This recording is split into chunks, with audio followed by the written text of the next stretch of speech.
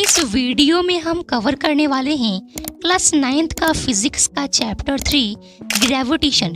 तेरी ये जो ग्रेविटी मुझे खींचे तेरी ओर। इसी ग्रेविटेशन को अच्छे से पढ़ेंगे। एनसीईआरटी में ये चैप्टर 2 पार्ट्स में है, ग्रेविटेशनल फोर्स और बायोंसी या बायंट फोर्स। स्पेशली इस वीडियो में हम फर्स्ट पार्ट को कवर करेंगे, वो भी कुछ सवालों के साथ। बचपन से हम ऑब्जर्व करते आ रहे हैं, कोई भी चीज गिरने पर अर्थ की ओर आती है। सारे प्लैनेट्स सन के चारों ओर घूमते हैं, चांद भी पृथ्वी का चक्कर लगाती है। इसका मतलब कोई ऐसी ताकत है जो इन सभी को खींचती है। यही है जिसे ग्रेविटेशनल फोर्स कहते हैं। तेरी ये जो ग्रेविटी मुझे खींचे तेरी ओर। जब न्यूटन एक एप्पल ट्री के नीचे बैठे थे तब उनके सर पर एक सेब गिरा, तो उन्होंने सोचा इसी तरह चांद नीचे क्यों नहीं गिरती। उसके लिए हमें समझना होगा सेंट्रीपिटल फोर्स। ये वो फोर्स है जो किसी भी ऑब्जेक्ट को एक सर्कुलर पाथ मेंटेन करने के लिए रिस्पॉन्सिबल होती है। जब किसी पत्थर को रस्सी से बांधकर घुमाते हैं, घूमने के दौरान उसकी डायरेक्शन चेंज होती है, तो वेलोसिटी चेंज, और वेलोसिटी चेंज तो एक्सेलरेशन चेंज, तो फोर्स चेंज। यही रीजन है कि जब हम हाथ गोल गोल घुमाकर किसी को मारते हैं तो ज्यादा चोट लगती है। तो ग्रेविटेशनल फोर्स को ऐसा डिफाइन करेंगे कि ये एक ऐसी फोर्स है जो यूनिवर्स के किसी भी ऑब्जेक्ट्स के बीच होती है। अब न्यूटन ने इस पर एक लॉ दिया जिसे यूनिवर्सल लॉ ऑफ ग्रेविटेशन कहते हैं। इसमें उन्होंने बताया कि किसी भी ऑब्जेक्ट के बीच लगने वाली ग्रेविटेशनल फोर्स दोनों मासेस के प्रोडक्ट के प्रोपोर्शनल और बीच के डिस्टेंस के स्क्वायर के इनवर्सली प्रोपोर्शनल होती है।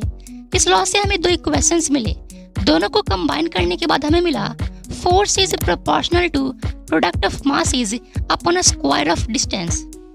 प्रोपोर्शनलिटी को हटाने के लिए हम एक के कांस्टेंट से मल्टीप्लाई करेंगे, जिसे यहाँ यूनिवर्सल ग्रेविटेशनल कांस्टेंट कहा गया, जिसे कैपिटल जी से सिंबलाइज करते हैं। हमें ग्रेविटेशनल फोर्स का फॉर्मूला मिल गया, F is equal to G into product of masses upon D square, जिसमें कांस्टेंट G का value 6.673 into 10 to the power -11 होता है। लेकिन इसके यूनिट का क्या? यूनिट निकालने के लिए फॉर्मूला में हम LHS में सिर्फ G को रखेंगे और RHS को देखकर यूनिट लिखेंगे, जो कि न्यूटन मीटर स्क्वायर पर केजी स्क्वायर होगा। इस वैल्यू को कैवेंडिश ने एक्सपेरिमेंट करके सेंसिटिव बैलेंस से निकाला था। तो चलो इसी फॉर्मूला पर एक सवाल करते हैं। आपको अर्थ और मून की मासेस गिवन है, दोनों के बीच का डिस्टेंस गिवन है। आपको फोर्स कैलकुलेट करनी है जो अर्थ मून पर लगा रहा है। सिंपली इस फॉर्मूले पर सारे वैल्यूज को पुट करेंगे और आपको 2.02 into 10 to the power 20 newton का फोर्स मिलेगा, जो बहुत ज्यादा है। अब समझते हैं इसकी इम्पोर्टेंस, यानी भगवान ने इसे क्यों ही बनाया। तो इसके कई काम हैं। हम पृथ्वी पर खड़े हैं, चांद पृथ्वी के चारों ओर घूम रही है जिससे लहरें बनती है, पृथ्वी सूरज के चक्कर लगाती है जिससे सीजन से चेंज होती है। ये सब सिर्फ ग्रेविटेशनल फोर्स के कारण ही पॉसिबल है। तो इसी से जुड़ा एक नया कॉन्सेप्ट फ्री फॉल आता है।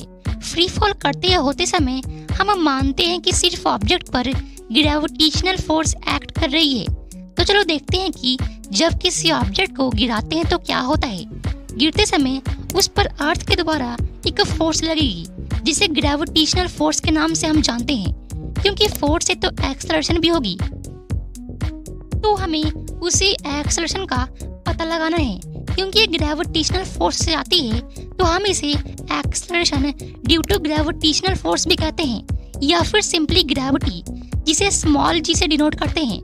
मतलब ग्रेविटेशनल फोर्स एक फोर्स है, वही ग्रेविटी का स्पेशल केस ऑफ एक्सेलरेशन है। ग्रेविटी पता करने के लिए हम फ्री फॉल पर वापस जाएंगे। चलो हमने माना कि किसी ऑब्जेक्ट को हमने गिराया, क्योंकि वो गिर रही है तो उस पर एक फोर्स लगी होगी जिसे हमने F कहा, और हम जानते हैं कि F is equal to mass into A होता है। यहाँ एक्सेलरेशन ही ग्रेविटी है, तो F is equal to mass into gravity हो जाएगा। अब ये फोर्स अर्थ और ऑब्जेक्ट के ग्रेविटेशनल फोर्स के बराबर होगी। इक्वेट करने के बाद G का value G into M upon D square आएगा।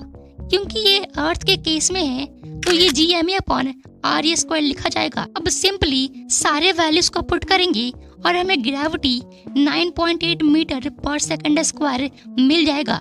इसका मतलब किसी भी चीज को गिराने पर उसमें 9.8 मीटर पर सेकंड स्क्वायर का एक्सेलरेशन पैदा होगा और सभी सेम टाइम में ग्राउंड टच करेंगे, भले ही वह हल्के हो या भारी। अगर हम वैक्यूम में करें तो, क्योंकि यहाँ हमें एयर प्रेशर नहीं माननी है। अगर फ्री फॉल से सवाल आते हैं तो हम इन फॉर्मूलाज का यूज करेंगे जिनमें ए का मतलब ही ग्रेविटी होगा। तो चलो इस पर एक सवाल करते हैं। आपको बताया गया है कि एक ऑब्जेक्ट को किसी वेलोसिटी से फेंका गया तो वो 10 मीटर ऊपर जाती है। आपको वेलोसिटी और टाइम टेकन बताना है। मोशन के थर्ड इक्वेशन से हम इनिशियल वेलोसिटी पता करेंगे जो 14 मीटर पर सेकंड होगा। याद रखने की बात यह है कि ग्रेविटी की वैल्यू निगेटिव लेनी है क्योंकि ये मोशन के अपोजिट डायरेक्शन में है। फिर टाइम टेकन फर्स्ट इक्वेशन से पता करेंगे जो 1.43 सेकंड्स होगा। चलो आओ अब मास और वेट के कंफ्यूजन को खत्म करते हैं। मास का मतलब उसमें कितना कंटेंट है। लाइक अगर किसी का मास 60 kg है तो पूरे यूनिवर्स में सेम होगी, जबकि वेट वही फोर्स है जिससे अर्थ आपको खींच रही है। वेट चेंज हो जाएगा जैसे ही आप प्लेनेट चेंज करोगे, यहाँ तक कि अर्थ के पोल्स पर आपका वेट इक्वेटर से ज्यादा होगा क्योंकि पृथ्वी ऊपर से चपटी है। तो चलो वेट का फॉर्मूला पता करते हैं। क्योंकि ये फोर्स ही है इसीलिए F is equal to mass into A, यहाँ पर ए ही जी है तो ये F is equal to mass into gravity हो जाएगा और यहाँ से weight is equal to mass into gravity हमें मिल जाएगा।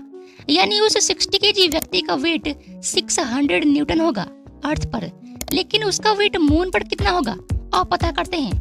क्योंकि वेट ही ग्रेविटेशनल फोर्स है तो G into product of masses upon R square से हमें वेट मिलेगा 2.431 into 10 to the power 10 GM moon का और 1.474 इंटू 10 to the power 11 GM earth का।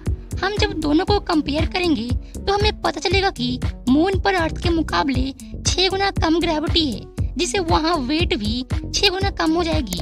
यानी 60 kg व्यक्ति का वेट मून पर 100 न्यूटन होगा।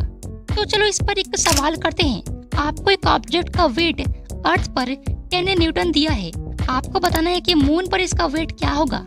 सिंपली 10 को 6 से डिवाइड करेंगे और इसका वेट 1.67 न्यूटन होगा। नेक्स्ट पार्ट बायोन्सी को कवर करने के लिए साइड में क्लिक करना।